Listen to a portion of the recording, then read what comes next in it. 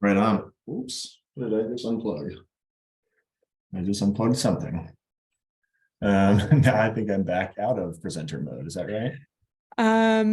Yes. Oh, now you're back. Now you're perfect again. My foot knocked something and threw me off. Anyways, okay, we are back. For those of you who I have not met, my name is Fling. I'm one of the categorical R2s, and I am in the health equity pathway, as evidenced by the fact that I am here presenting today. And I wanted to share with you a little presentation I put together entitled Race in Medicine, Considerations in Responsible Exploration. But before I did that, I just wanted to, one, thank Michael for his excellent presentation on critical race theory. I think that's the second or third time I've seen that presentation, and I continue to learn something new every time. And I'm also reminded how much of what I have learned in the realm of health equity and critical race theory is really just attributed to Michael's teachings. So thank you for that. And with that, I'll kind of get into it here. Here is a rough outline of what I was hoping to talk about with my presentation today. We'll go through some objectives. We'll go through my positionality statement, talk about some definitions of health equity, disparities, inequities, etc.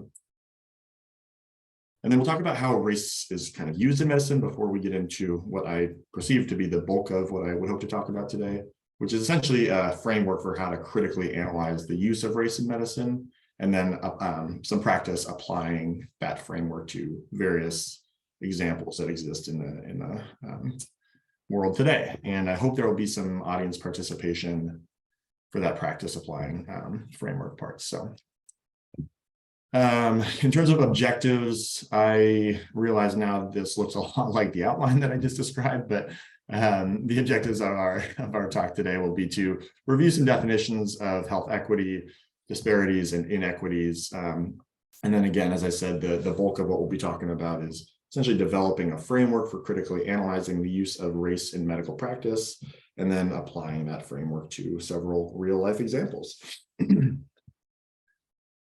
Quick disclaimer, which I think is prudent. You know, I think a lot of these go without saying, but I like to be as explicit as possible when talking about these issues. So a couple of quick disclaimers. That first point there is that conversations surrounding race, bias, disparities, and the pursuit of equity are inherently uncomfortable, and I encourage anybody to feel free to excuse themselves if any material is for some reason or another triggering and you otherwise need a break. The second disclaimer I have there is that the goal of this talk is not to provide concrete answers regarding how to tear down existing inequities. I really wish I had those answers and could give you, concrete ways to do that, but unfortunately that is not the case. And rather, the goal of this talk is to provide some additional tools and considerations so that you can all feel a little bit more confident in analyzing the use of race in medicine. The third point there, which I really think goes without saying, but again, to be explicit, boiling race down to a couple of different options that exist on a drop-down menu, including white, Black, Asian, etc., is inherently a very reductionist approach and neglects so many nuances about a person's racial identity. And so I think that deserves to be called out. And then the final point there is just that the contents of this talk are not meant to replace conversations that you have with the patient in front of you. I think most of us on this Zoom call right now are providers in some capacity. And I hope you know that, individualized patient-centered medicine with the patient that is in front of you is always the right answer, rather than kind of blindly following some broad strokes advice. I wanted to quickly go through a positionality statement. And for those of you who do not know what a positionality statement is, as I did not until a couple of months ago, a positionality statement is just a way of kind of stating one's identities and what they bring to the table as it pertains to the work that is going to be discussed. And so I think it's prudent to discuss that here and now. So I am an able-bodied, cisgender, heterosexual, graduate school educated white man. And because of these identities, I recognize that in the eyes of many, I represent the oppressor. I am a believer that trust takes place on an individual level before it takes place on a systemic level. And I work hard to try to enact that belief in my practice every day. I try to use my identity as a privilege in pursuit of connection with underserved populations in my role as a primary care provider at adult medicine clinic. as an inpatient doctor on the ward services that I work on, and as an aspiring pulmonologist/intensivist. And possibly most relevantly, I am a learner in the realm of disparities research and do not pretend to be an expert in any way, shape, or form. I am deeply passionate about the provision of care to marginalized populations, and I am actively exploring how to best incorporate health equity work into my career as a physician and as a human, but I do not yet have these answers. So next, I'd like to just briefly get into some definitions. We are the health equity pathway. It probably deserves a little bit of attention as to what health equity is. I'm sure we've all explored this in some way, shape, or form, but I'd like to share kind of a formal definition that was proposed by the CDC, which you can see here. And that is just that health equity is the state in which everyone has a fair and just opportunity to attain their highest level of health. Achieving this requires focused and ongoing societal efforts to address historical and contemporary injustices, overcome economic, social, and other obstacles to health and healthcare, and eliminate preventable health disparities. I kind of underscored the importance of addressing the historical and contemporary injustices. I think Michael did a great job of explaining kind of some of the roots of that and how that manifests these days. And then there's this nice little illustration. Anybody who knows anything about me knows that I spend the vast majority of my free time and pretty much all of my money on my mountain bike. And so I like this little kind of illustration of how equality is one in which everybody's got the same bike, and it seems like this individual with the long hair here is the only one who appears to be comfortable on that bike. Whereas equity is a little bit more of an adaptive approach and kind of meets people's needs and where they're at. So in this case, everybody can kind of get out and rip it on a mountain bike, or I guess a road bike. I should go back really quick. You see health disparities was mentioned there in the definition of health equity, and I think it requires a little bit more attention. This is actually trying to define health disparities versus inequities, and this quote was actually taken from not a study, but a paper detailing inequities in pain medicine. And so, but I found this to be a very nice definition, kind of detailing the difference between the two. And that is that a disparity, or rather disparity, inequity, and inequity are two concepts that are independent but distinct. Namely that disparity implies a difference of some kind, as illustrated by this unequal sign.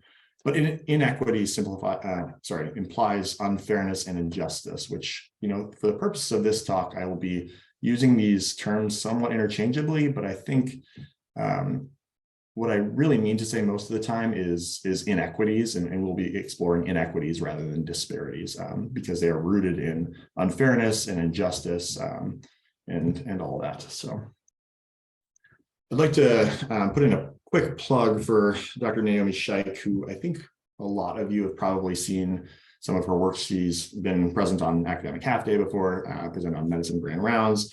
And honestly, a lot of my interest in kind of the use of race in medicine was derived from what she's kind of explored previously. And for those of you who have not seen her presentations, I highly, highly recommend taking a look.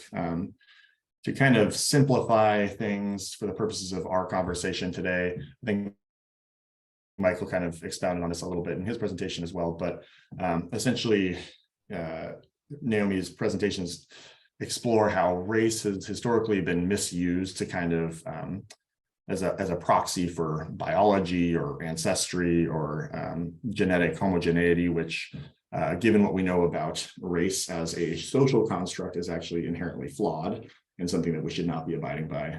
So I think that kind of context about how we approach race is important for kind of interpreting the slides to come. So please take a look at these videos if you have not already done so. Okay, so now we're going to explore a little bit about how race is used in medicine. And I think it's important to acknowledge that race is used in medicine in many ways. And as Michael just demonstrated in his talks about critical race theory, race permeates through every fiber of the fabric of our society, and medicine is not spared in that. Systems of oppression and bias, access to care and such permeate every aspect of medicine, and I would consider that to be kind of the social aspects of how race is applied in medicine. However, what I would like to talk about with my talk today is more how race has been applied more clinically or explicitly in medicine. And so just kind of brainstorming what that looks like, I came up with a couple of different ways that race has historically been used and actively is used in medicine. So first we can see here, race is often used as a variable in research studies, which can either be controlled for or explored. And that's a very common application of race in medicine. As we will see through some of our investigations, race can also be used as an adjustment for the results of some diagnostic tools, and we will explore what the effect that has, but something interesting to consider. And then also race is often used as a risk factor in risk calculators. And I put risk factor in quotation marks there because given what we know about race and how it is a social construct, it is a very complex topic. And actually, Michael spoke about this a little bit in his presentation in that study that actually explored not using race as a risk factor, but using racism. Maybe that's a better proxy for what we're actually trying to get at. But these are a couple of different ways that race is historically and actively is being used in medicine. And so now I want to get into a framework for kind of assessing the use of race in medicine. And I want to frame this with the absolutely massive caveat that this is not a validated approach that some brilliant person put into the world. This is actually just the passive ramblings of Connor Fling as I have kind of approached my work as a physician, as a learner through the health equity pathway, and through my conversations with people who I consider to be far smarter than me, who have more experience in the realm of research and equity and those matters. So please take this with a massive grain of salt and use it as you will, knowing that it came from my brain and not somebody smarter.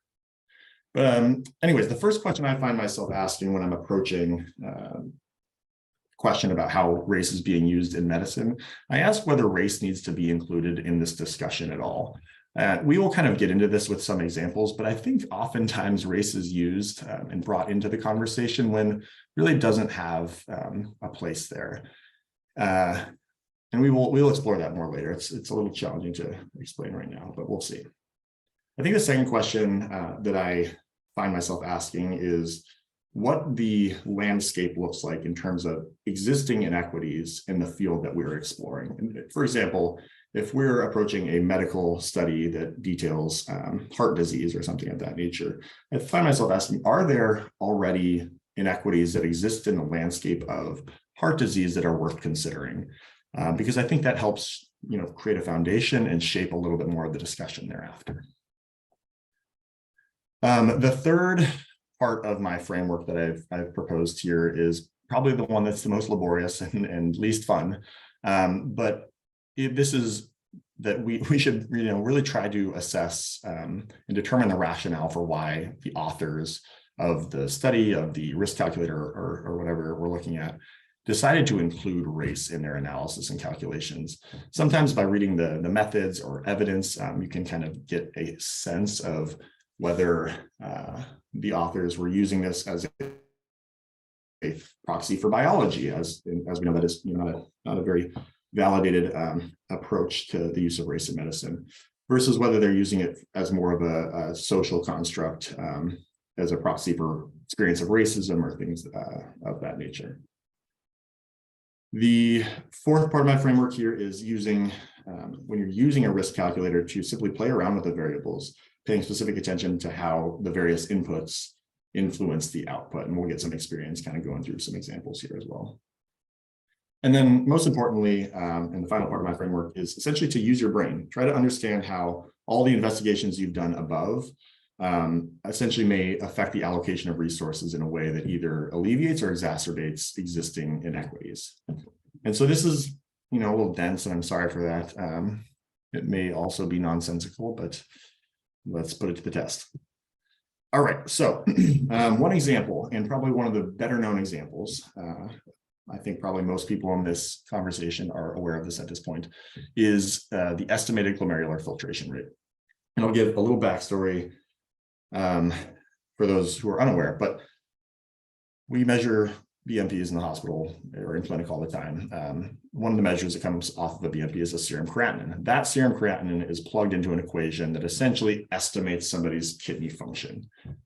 Historically, one of the variables that goes into that equation has been race, whether somebody is Black or non-white, or that's non-Black.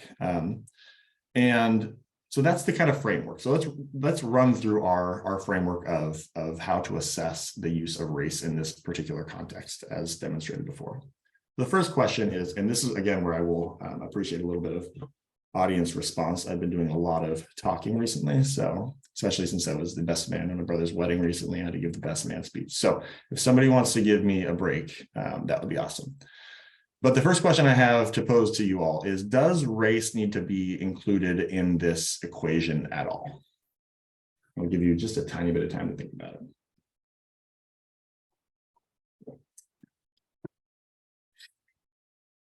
And Lindsay, if anybody hits the chat up, let me know. Will do. I'm keeping an eye on it. All right. In the interest of time, I'm going to go ahead and answer my own question. And I'm going to say, probably not. This is a measured value. And while I have no doubt that somebody's race and their lived social experience, including their access to care, their access to healthy foods, to exercise, probably influence their kidney function in some way, I don't think we should be retroactively adjusting somebody's the results of somebody's measured test. For example, we don't like say, oh, Connor Fling is 6'3", but he's white, so he's actually 6'1" or something. That's not how we approach that issue. So I'm going to say we do not need to be including race in this discussion.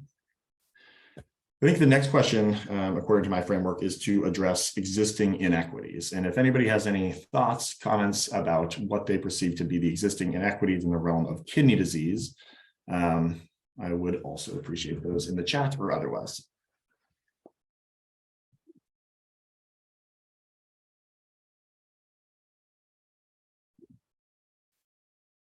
All right, we timed out.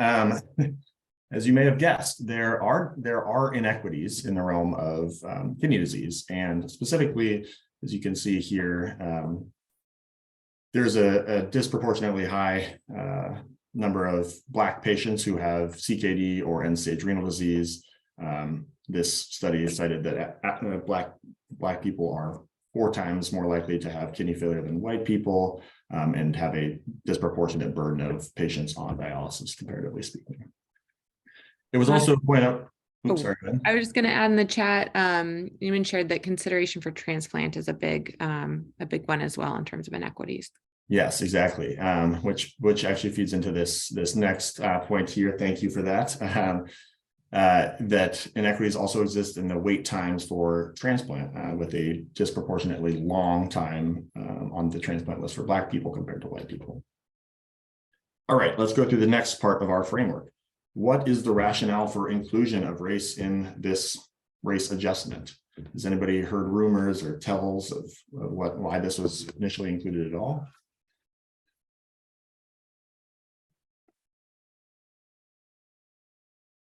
Right. We've got some chat. Elo saying something about muscle mass. You got it. Love it. Yes, there was a rumor floating around that Black people had higher muscle mass and thus higher baseline serum creatinine levels. Knowing what we know about race and not being a biologic or anatomic or physiologic construct, but rather a social one, this is just, false. So that is the first part of this. All right, let's get into the calculations. We've all seen this before. This is MD Calc. We use it every day. In this example, I'm just going to click through some things here. In this example, on the top here, we have a 6-year-old man with a baseline serum creatinine of 2.5. This man on top is not Black. We have the same man down here, but this man is Black, and we can see what it does to their estimated glomerular filtration rates. Namely that the white man has an estimated GFR of 26.5, whereas the Black man has an estimated GFR of 32.1. What does this do? What's the result of this? How does this affect things? So let's assume you, like me, use a GFR of less than 30 as your kind of threshold for starting to think about sending a patient to nephrology for planning for renal replacement therapy. In this example, the white man would have been referred at this point. The Black man would not have. And kind of translating this into more I don't know, tangible terms, this essentially means that we are delaying the referral to nephrology for our Black patients, or conversely, we're expediting the referral of our white patients to nephrology for renal replacement therapy planning. In either case, what we've done is exacerbated an existing inequity. And so I think this is kind of the framework how I approach things, and we will put this to the test again with a couple of different examples. This one hits a little bit closer to home for me as an aspiring pulmonologist. For those who are not familiar with this, there is a race adjustment built into pulmonary function tests, and this exists still today in the world. We all know that pulmonary function tests are a way to measure somebody's lung function, breathing in a box into a tube. It's kind of wild. But built into that are a couple of variables, including your height, your weight, et cetera, and then also your race. And based on those metrics, there's a calculated or predicted measures for what your lung function should look like. So that's the landscape on which we're exploring this next example. So let's go through the same framework. Does race need to be included at all in this measurement, in this adjustment? And I'm not going to let you dwell on this one for any period of time at all, because the answer, similar to last time, is no. I mean, for the same reasons, we should not be adjusting the results of a measured test for GFR. We shouldn't be doing it for lung function as well. All right, let's think about the background of existing inequities that exist in the realm of lung disease. Does anybody want to take a stab at any inequities that may exist in that realm? I'm going to take an opportunity to sip some coffee. All right, I could sense that you're all thinking it. Yes, there are inequities that exist, and a disproportionate burden of disease falls on our Black populations. Namely, I will highlight here that hospitalizations from COPD occur at higher rates in the Black population, as well as emergency room visits. And I'll highlight as well that there are fewer essentially regularly scheduled physician office visits for management of COPD in our Black patients. Connor, I'll also just add from the chat, Tom shared thinking about asthma and environmental exposures and inequities that exist there. And Joey pointing out that historic redlining contributes to that as well. Yes, and that is super important, and I think really highlights the underpinnings of how historical context and systems of oppression and racism have permeated through society and continue to affect things these days. And so thank you for highlighting it as well. All right, let's think about the rationale for inclusion of race in this adjustment. If anybody has any thoughts, I won't let you dwell on it very long. But essentially, you guessed it, some bogus nonsense about some innate biological or anatomic difference such that there's an altered trunk to height ratio. A lot of mumbo jumbo, if you ask me. I think it's also important to recognize some of the historical roots in pre-Civil War era kind of rhetoric about ways to essentially prove or suggest the inferiority of Black people based on compromised lung function. And so you can see how these systems of oppression have continued to affect the way we're practicing medicine even today. All right, back to the calculators. Let's click through this a little bit. And we got two hypothetical people here. They're both 60-year-old men. They're both 6 feet tall. One is white, one is Black. You can see down here is the output of the calculators that essentially provides a prediction of what that person's FEV1 and FVC should be. And you will notice that both values are considerably lower for our Black patient here. An FVC of 3.65 versus FVC of 4.2 and a similar decrement in the FEV1. So what does this mean? What are we looking at here? Let's say that each of these men go and actually have their PFTs performed, and their measured values for FEV1 are both 1.68, and both of them have a measured FVC of 2.5. What does that mean? This means that they each have an FEV1 to FVC ratio of 0.67, securing a diagnosis of COPD, or at least obstructive lung disease, probably maybe COPD in the right clinical context. And for those of you who know how we kind of subcategorize the severity of our COPD, we kind of look at an FEV1 after we secure a diagnosis. And so in this case, because this Black man has a FEV1 of 2.94, which is, or I'm sorry, he has a FEV1 of 1.68, which is 57% of his predicted. That's considerably higher than the predicted FEV1 of the white man, whose predicted FEV1 is 3.37. And so by the subcategorization, this white man turns out to have gold stage 3 severe disease, whereas our Black patient here has gold stage 2 moderate disease. And I'll ask you the question, who do you think will receive closer follow-up and management of their COPD? The person with moderate disease or the person with severe disease? And so here too is an example of how we have exacerbated an existing inequity by this race adjustment. How are we doing on time? I think we're doing okay. Yeah. Okay. Sweet. Example number 3, and admittedly the one that I know the least about as an internist, and an internist that does not work at the Women's Health Clinic, but an important one nonetheless. Vaginal birth after C-section.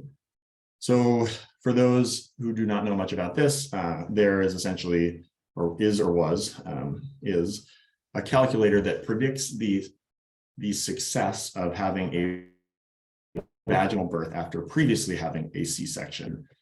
Naturally, because of the anatomy being distorted after a C-section, there's a higher risk of uterine rupture and things. But there are calculators to essentially predict success, and it takes into account a number of metrics, and you guessed it, one of those metrics is race. So let's ask the same questions.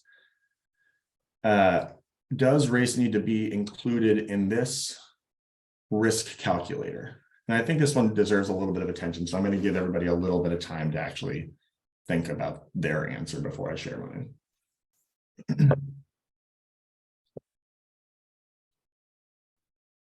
Connor, there's also a question in the chat, maybe while folks are thinking, from John about under this framework, are there situations where race should be included?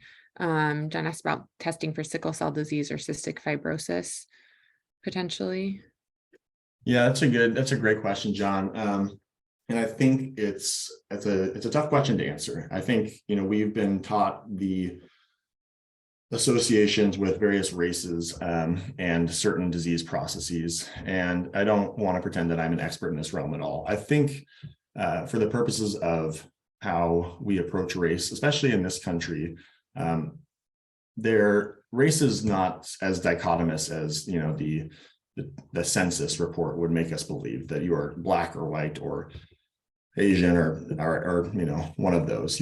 Almost everybody in this country is mixed race in some capacity.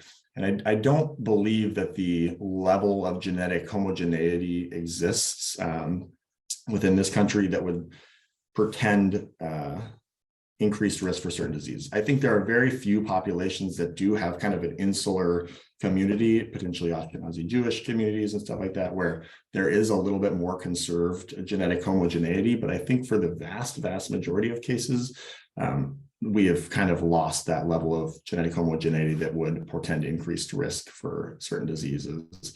I am happy to see data that supports otherwise, but that is kind of how I've approached it. And I think that the risk of profiling and relying on somebody's reported race as a risk factor for certain conditions is greater than otherwise, if that makes any sense at all.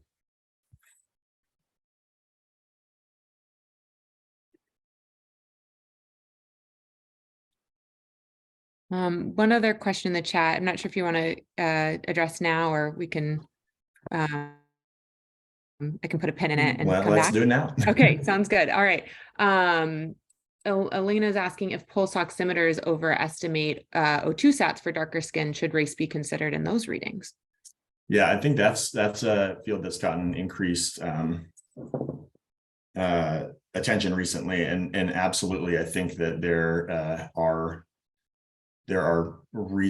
compelling reasons to essentially take into account somebody's underlying phenotype as it applies to the data we're collecting. I think the danger in ascribing a certain race and making an adjustment based on just a race in and of itself is, you can imagine that there's a situation where, let's say there's somebody from West Africa who has a darker skin tone, darker phenotype compared to somebody who's from Egypt. You may consider both of those people to be, of African descent or Black, maybe by the metrics that we capture here in the United States. But you can imagine the readings that come up on a pulse oximeter based on those individuals, phenotype is dramatically different. And so I don't think that we have the granularity in the way to kind of parse through some of these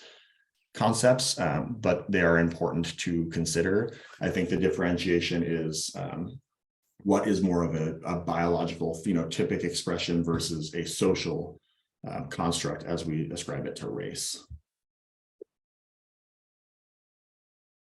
Anything else right now, Lindsay? Or any follow-up questions? Yeah, what Ruth was saying, sort of along those lines, maybe skin color should be the metric versus race. There's like a correction for skin pigment. And then Amelia asked a question about healthcare institutions that have stopped. So there are some healthcare institutions that have stopped using race-based calculations for kidney disease. Have there been any similar movements or adjustments with regards to PFTs? Yeah, great question. And that was Amelia Davis, I believe. Is that who said that? Yes, Amelia, we both came from Colorado where that was the case. And we have stopped using it, race-based calculations for kidney function here too. I was under the impression that we'd kind of moved away from the PFTs, the race-based adjustments for PFTs. However, I was in home clinic the other day, and I saw a patient who I referred for PFTs, and actually one of our leading experts in equity work in this area is Crystal Brown, who's one of our pulmonologists and intensivists. And she pointed out that this woman who I had referred to PFTs, her PFTs came back and suggested, very, very mild airflow limitation, but that we needed to account for the fact that those calculations were still taking into account her race, and she was listed as Black. And so I was discouraged to hear that. I thought we'd moved away from it, but I would be lying to you if I told you that I knew, what proportion of institutions are using non-race-based adjustments at this point.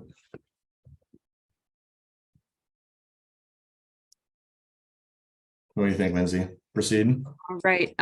Yes, Michael has put some clarification or kind of thoughts in the chat too about kind of what we were talking about earlier with sort of conditions that are gene specific or higher in ethnic haplotypes. We can be more specific in questions like thinking about ancestry, ethnicity, migration, immigration patterns. Because race is this sort of unconscious first screen that can happen in our mind when we meet someone due to our socialization. So, and he said, but after the first judgment, to consciously make an effort to really learn about exposures, demographics, et cetera. He's coming off of ID consults. So using the history to guide kind of what bugs we think someone is at risk for, not empirically using race as risk for that. So, excellent. Yeah. I appreciate some of my thoughts being expressed more eloquently, but I'm in agreement, Michael. Thank you. All right, back to your regularly scheduled program. So going back to whether race needs to be included in the risk calculation for the VBAC. Maybe you've all had time to think about it, or hopefully you have. My answer is, possibly. I mean, this is not a measured value. This is a calculation. We're calculating something. And at least in my mind, conceivably, the social experience of being a Black woman in the United States, maybe unequal access to care, maybe simply the toxic stress of being a Black woman in America, conceivably could have an effect on uterine or fetal anatomy in a way that may influence the success of VBAC. I'm just not sure that correlation between the experience of racism and toxic stress, and how that influences physiology or anatomy has really been studied to say confidently. So I'm going to pull a radiologist and I'm going to hedge. All right, so let's think about the background of inequities within the realm of peripartum maternal care. And this has been something that's kind of been well documented in recent years. And I won't let you think about it too much, but as you guessed it, there is a disproportionate burden of peripartum pregnancy-related death in Black women compared to white women in a pretty jarring proportion there, as you can see. Let's talk about the rationale for including race. And this is one that I'll probably kind of gloss over a little bit, but I won't let you think about it too much. But essentially, during the development of these calculators, a whole host of factors of kind of social factors, including health insurance status, marital status, and other things were kind of included in the calculation. And then at the last minute, they were all dropped out and left with race and ethnicity as the only things that really influenced the calculation, which does not seem like a scientific method to me. So I have a little concern.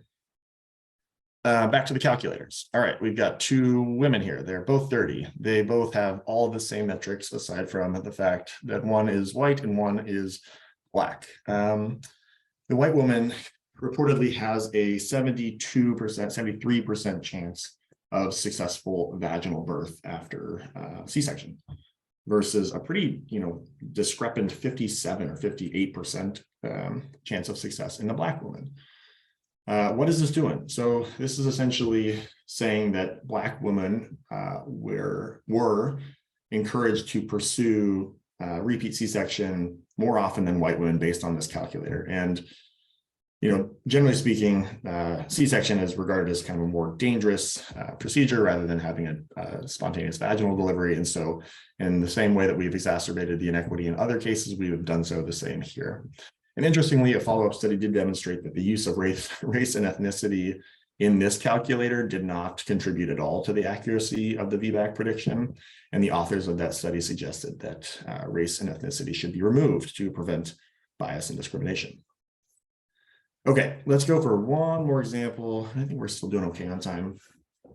Back to something I'm a little bit more familiar with, lung cancer screening. The backdrop for this one is actually, I was in Harborview Chest Clinic recently seeing patients, and one of the nurse practitioners who's in charge of the lung cancer screening efforts at Fred Hutch and SCCA came to kind of discuss a new lung cancer screening tool that had been developed. And this is a tool where, similar to the other calculators, you plug in a couple of metrics, one of which is race, and it'll spit out a predicted risk of lung cancer in the next several years, and then we'll make suggestions about how strongly or lack thereof to encourage lung cancer screening. So let's go through our framework one more time.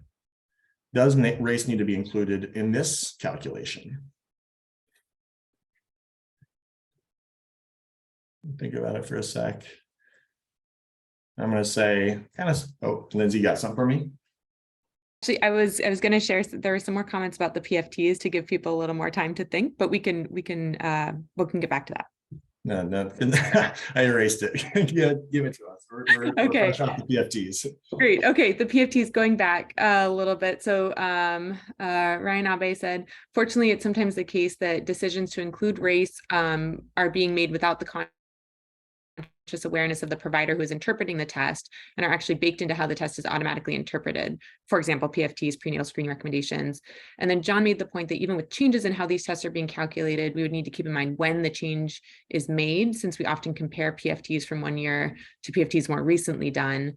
And Magna mentioned that at the VA, PFT calculations do include race, but this is not reported on the report that we receive. Yes, those are all excellent points. To Ryan's point, yeah, it is. I mean, I from what I've read, the race calculation is baked into the spirometer. Nobody, it's just black box. How do we get it out? And so very discouraging. John, yes, excellent point. And I think that highlights exactly how the approaching issues of equity in medicine and how to proceed towards a more equitable future it can be like kind of unwieldy, we follow this, we've got path dependency, like things are so baked into our culture now, and the logistics of switching over seem unwieldy, but I think it is, again, important to kind of consider that framing and how we might achieve that, because ultimately we should. And then Magnus said, oh yes, VA is still using race and not telling their providers. Very, very chill. And that was total sarcasm, not at all cool, is what I'm saying. All right, back to the lung cancer screening. Does race need to be included at all? I think we are. I would say kind of similar to my last answer regarding the VBAC, I would say, tough to say. This is a calculation. And at least conceivably the lived experience, the social experience of being Black in America with all the associated stressors, toxic stress, exposures, et cetera, could portend an increased risk of developing lung cancer. So again, this is a pretty tough one. I don't know. Background of existing inequities. I'm not going to dwell on it, but higher incidence rates in Black men compared to white men. This is a little bit dated, but I think the trend still holds true. Rationale for including race. Okay, so why did the authors of, or the developers of this calculator include race in the discussion? And this is one that I was actually pleasantly surprised by. Looking through the evidence basis and development, there is a specific mention of a whole bunch of articles that highlight reducing disparities. Never in this calculator is there any mention of anatomic or physiologic or genetic changes that portend an increased risk in Black patients, but rather it highlights that there are existing disparities, and it's important to acknowledge them.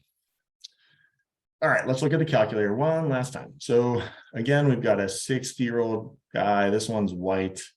He smoked for 30 years, still smoking, and has an underlying substrate of COPD or emphysema. By the calculator, and by the way, if anybody's interested, this tool is called Screen LC, as in screen lung cancer. And so this is a tool that you can use if you so wish. But given the metrics we put in, this man's risk of developing lung cancer in the next 5 years is 2.89%. And you can see that this little person here is appropriately suggesting, encouraging screening to a moderate degree. Let's run the same situation. This time the patient is Black. Now they have an increased risk of lung cancer by about 0.5 percentage point, up to 3.35%. And you can see that our little slider with our individual here has shifted even farther right to more strongly encourage lung cancer screening. So what does this mean? The result, probably too early to say. This is a new tool. But hopefully this means, hopefully this is an example of how we are acknowledging existing inequities and disparities that exist in our populations, and trying to shift resource allocation in a way that will lead to increased screening efforts among higher risk populations. In my conversations with Ryan Abe, the pathway director, yesterday, we were kind of reflecting on how every action has an equal and opposite reaction. And, in some ways, maybe increased lung cancer screening in this population leads to more irradiation and more unnecessary procedures and stuff. And I think that is an important consideration. And that's why I will reflect that it's always going to come back to the patient that's in front of you and an individualized discussion, patient-centered approach. But hopefully this tool is an example of how potentially race is being appropriately used in medicine in a way that is trying to alleviate an inequity. Anything in the chat before we move on? No? Good. Yeah, I think Ryan was just had kind of along the lines of what you had just shared, thinking about the framework of, are we alleviating, or like thinking through the framework, are we alleviating or exacerbating existing inequities? Are there unintended consequences? And brought up missing or undertreating Black patients based on discrepancy as in COVID, and there's a link to a journal article there. Mhm. Yeah, I mean, these are complex questions, and I think they are questions that apply to all of medicine. And so I'm not sure that there is a wholesome, satisfactory answer. And I encourage everybody to approach each of these tools in their own framework, and come to their own conclusions. This is my conclusion based on what I know, or based on what I think in this population. And so, anyways, yes, as I reflect, this is the product of my own brain, not somebody brilliant. So, okay, and then just to recap, these are my dogs. This is the one on the left there. That's River. He goes by Bubba, and that's Winnie. And they've actually been good dogs today. I haven't wolfed once. But a quick recap about our framework, just running through it. We're going to ask whether race needs to be included at all in the calculations or in the discussion. We are going to consider if there are existing inequities relevant to the field that is being explored. We'll read the methods and or the evidence to determine the rationale for why authors included race in their analysis and calculations. We are going to use calculators and play around with the variables to pay specific attention to how race influences the output. And then the fun part is putting it all together and coming to our own conclusions, as we have just highlighted, about how these adjustments may affect allocation of resources in a way that either alleviates or exacerbates inequities. So I think I got some references for you, but that is all I have. And I could not see anybody's facial expressions through all of that, so I have no idea how I did. Except for yours, Lindsay. I could see yours, and you were very encouraging. Thank you for that. I could see a few other faces, and they're also very encouraging and and excited. I see some thumbs up from folks too. So yep, I see in the chat. Thank you. That was awesome, Connor. Great presentation. Thank you. Maybe I was thinking about a 5-minute break. Magna, does that work okay for you? And coming back together about 10:52 to get started. Yeah. Okay. Fantastic. I'll also, if it's okay with you, Connor, I was gonna throw in another article in the chat from Health Affairs about sort of proposal for standards for publishing on racial health inequities, that there were several authors, but one was Edwin Lindo, who is professor in the School of Medicine. But I think also gets at some of these questions, and I think is an interesting read for folks. Absolutely, thank you.